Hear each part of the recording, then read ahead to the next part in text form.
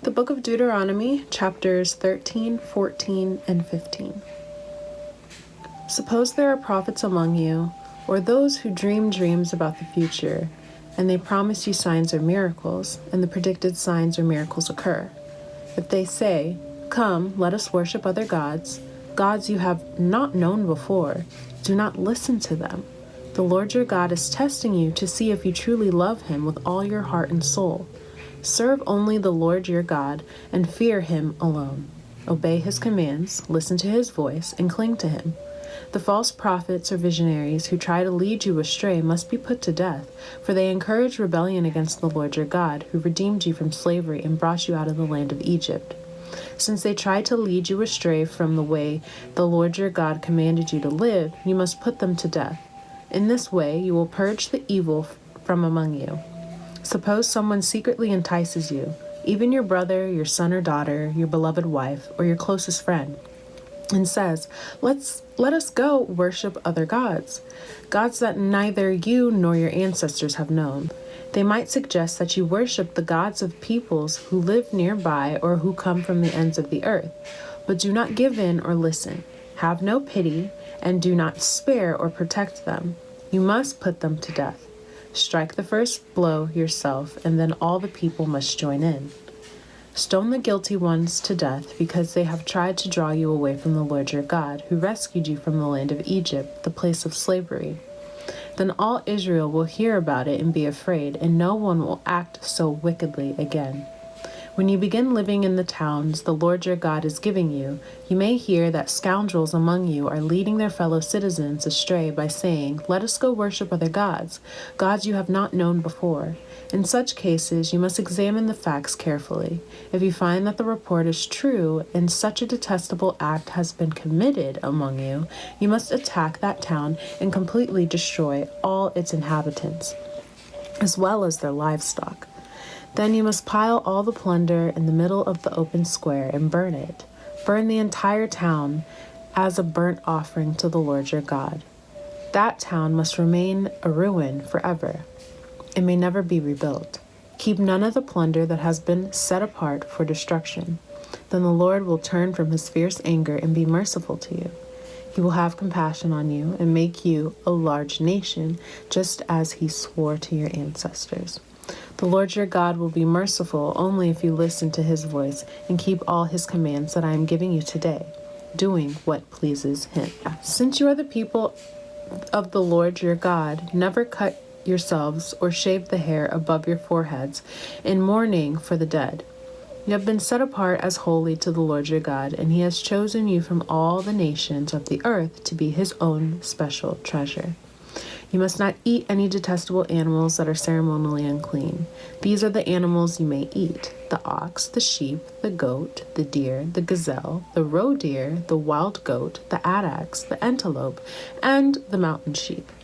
You may eat any animal that has completely split hooves and choose the cud. But if the animal doesn't have both, it may not be eaten. So you may not eat the camel, the hare, or the hyrax. They chew the cud, but do not have split hooves, so they are ceremonially unclean for you.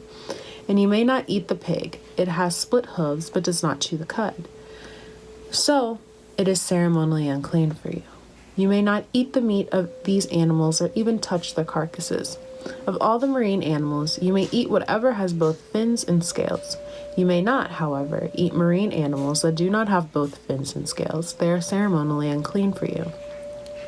You may eat any bird that is ceremonially clean. These are the birds you may not eat: the griffin vulture, the bearded vulture, the black vulture, the kite, the falcon, buzzards of all kinds, ravens of all kinds, the eagle owl, the short-eared owl, the seagull, hawks of all kinds, the little owl, the great owl, the barn owl, the desert owl, the Egyptian vulture, the cormorant, the stork, herons of all kinds, the hoopoe, and the bat.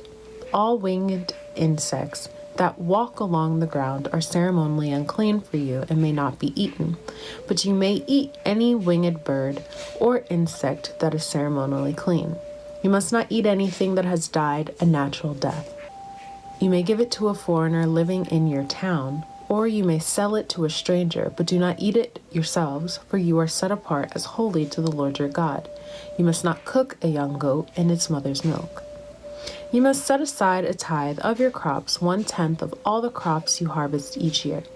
Bring this tithe to the designated place of worship, the place the Lord your God chooses for his name to be honored, and eat it there in his presence. This applies to your tithes of grain, new wine, olive oil, and the firstborn males of your flocks and herds.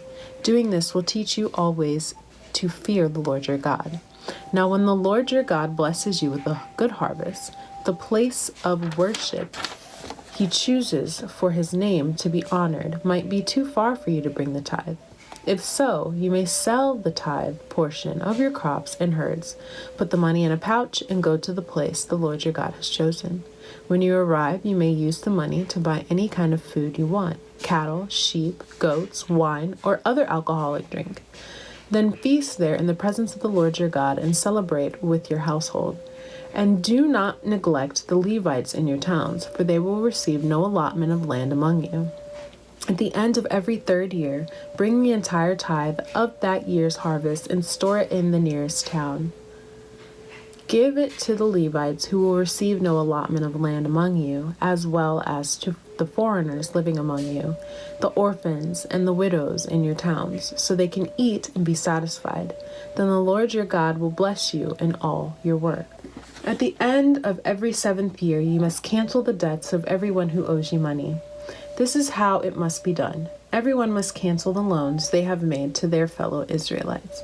They must not demand payment from their neighbors or relatives, for the Lord's time of release has arrived. This release from debt, however, applies only to your fellow Israelites, not to the foreigners living among you.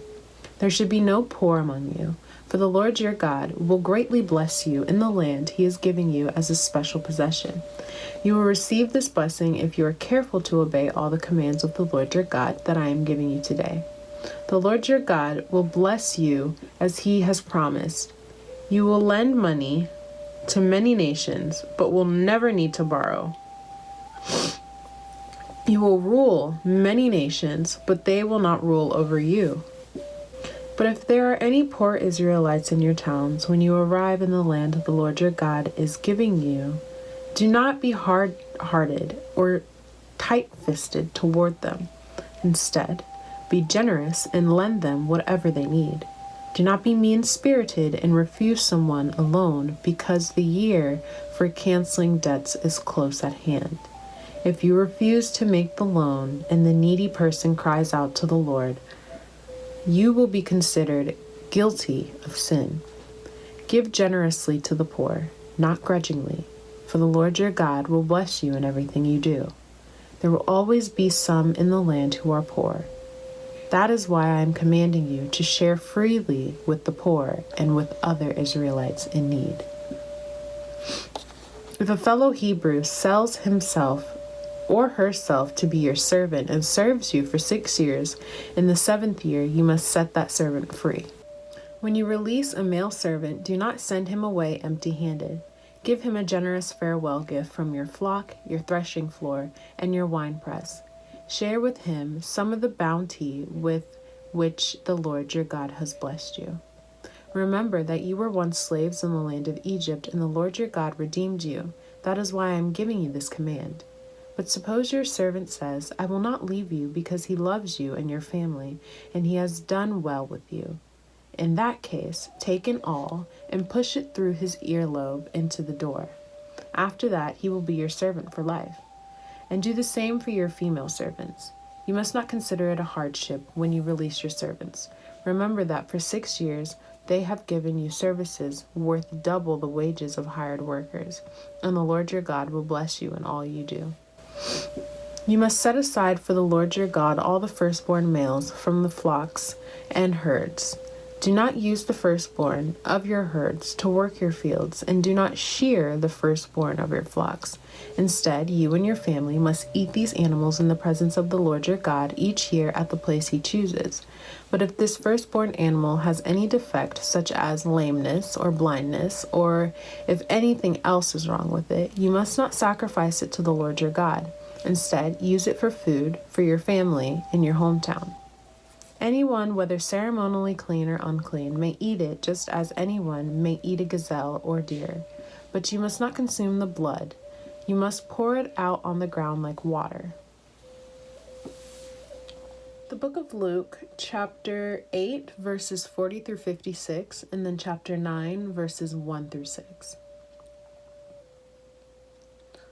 On the other side of the lake, the crowds welcomed Jesus because they had been waiting for him. Then a man named Jairus, a leader of the local synagogue, came and fell at Jesus' feet, pleading with him to come home with him. His only daughter, who was about 12 years old, was dying. As Jesus went with him, he was surrounded by the crowds. A woman in the crowd had suffered for 12 years with constant bleeding, and she could find no cure. Coming up behind Jesus, she touched the fringe of his robe. Immediately, the bleeding stopped. "Who touched me?" Jesus asked. Everyone denied it, and Peter said, "Master, this whole crowd is pressing up against you." But Jesus said, "Someone deliberately touched me, for I felt healing power go out from me." When the woman realized that she could not stay hidden, she began to tremble and fell to her knees in front of him. The whole crowd heard her explain why she had touched him and that she had been immediately healed. "Daughter," he said to her, "your faith has made you well. Go in peace." While he was still speaking to her, a messenger arrived from the home of Jairus, the leader of the synagogue. He told him, "Your daughter is dead. There's no use troubling the teacher now." But when Jesus heard what had happened, he said to Jairus, "Don't be afraid. Just have faith and she will be healed." When they arrived at the house, Jesus wouldn't let anyone go in with him except Peter, John, James, and the little girl's father and mother. The house was filled with people, weeping and wailing. But he said, "Stop the weeping. She isn't dead. She's only asleep." But the crowd laughed at him because they all knew she had died. Then Jesus took her by the hand and said in a loud voice, "My child, get up!" And at that moment, her life returned, and she immediately stood up. Then Jesus told them to give her something to eat. Her parents were overwhelmed, but Jesus insisted that they not tell anyone what had happened. One day, Jesus called together his 12 disciples and gave them power and authority to cast out all demons and to heal all diseases. Then he sent them out to tell everyone about the kingdom of God and to heal the sick. "Take nothing for your journey," he instructed them. "Don't take a walking stick, a traveler's bag, food, money, or even a change of clothes. Wherever you go, stay in the same house until you leave town. And if a town refuses to welcome you, shake its dust from your feet as you leave to show that you have abandoned those people to their fate." So they began their circuit of the villages, preaching the good news and healing the sick. The book of Psalm, chapter 71, the entire chapter, which is verses 1 through 24. O Lord, I have come to you for protection. Don't let me be disgraced. Save me and rescue me, for you do what is right. Turn your ear to listen to me and set me free. Be my rock of safety, where I can always hide. Give the order to save me, for you are my rock and my fortress. My God, rescue me from the power of the wicked, from the clutches of cruel oppressors. O Lord, you alone are my hope. I've trusted you, O Lord, from childhood. Yes, you have been with me from birth. From my mother's womb, you have cared for me. No wonder I am always praising you. My life is an example to many because you have been my strength and protection. That is why I can never stop praising you. I declare your glory all day long. And now, in my old age, don't set me aside. Don't abandon me when my strength is failing. For my enemies are whispering against me. They are plotting together to kill me. They say, God has abandoned him. Let's go and get him, for no one will help him now. Oh God, don't stay away. My God, please hurry to help me. Bring disgrace and destruction on my accusers. Humiliate and shame those who want to harm me. But I will keep on hoping for your help. I will praise you more and more. I will tell everyone about your righteousness. All day long I will proclaim your saving power. Though I am not skilled with words, I will praise your mighty deeds, O sovereign Lord. I will tell everyone that you alone are just. O God, you have taught me from my earliest childhood, and I constantly tell others about the wonderful things you do. Now that I am old and gray, do not abandon me, O God. Let me proclaim your power to this new generation, your mighty miracles to all who come after me. Your righteousness, O God, reaches to the highest heavens. You have done such wonderful things. Who can compare with you, O God? You have allowed me to suffer much hardship, but you will restore me to life again and lift me up from the depths of the earth. You will restore me to even greater honor and comfort me once again. Then I will praise you with music on the harp, because you are faithful to your promises, O God. I will sing praises to you with the lyre, O Holy One of Israel. I will shout for joy and sing praises, for you have ransomed me. I will tell about your righteous deeds all day long, for everyone who has tried to hurt me has been shamed and humiliated. Book of Proverbs, chapter 12, verses 5 through 7. The plans of the godly are just, the advice of the wicked is treacherous. The words of the wicked are like a murderous ambush, but the words of the godly save lives. The wicked die and disappear, but the family of the godly stands firm.